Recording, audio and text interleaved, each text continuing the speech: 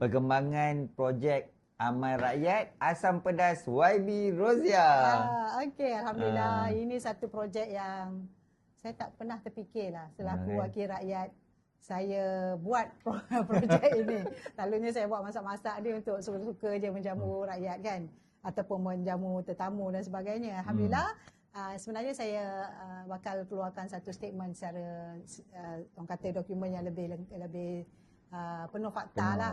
Tapi sedikit gambaran saya nak bagi tahu, kita dah masuk minggu kedua. Jumaat ni minggu ketiga. Oh, maknanya dah 2 kali lah. Dah 2 kali dah. Maknanya yang first tu ikan cencaru. Cencaru saja. Yang kedua ada tambah satu kan? Kita tambah menu daging tetel atas permintaan. Okey. Dan sebenarnya pada minggu pertama itu mungkin semua orang excited semua kan. Dan kita dapat, kalau tak silap saya, pada 7 Ogos tu kita dapat sumbangan sebanyak RM8,913 yang orang datang membeli pun ada, dekat 400 lebih. Lepas tu ada yang masuk bank secara direct, yang daripada jauh-jauh tu lah.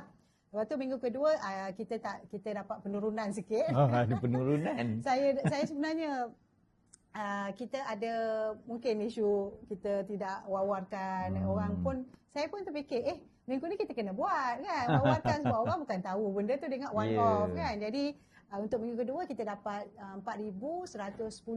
Tapi Alhamdulillah pada saya cukup membanggakan kerana dermawan-dermawan semua telah pun menyumbangkan. Secara total sebenarnya kita dapat lebih kurang 13,000 lebih, 13,000 something. Tetapi yang lebih membanggakan adalah kita dapat menyumbangkan semula sebagaimana kita janjikan.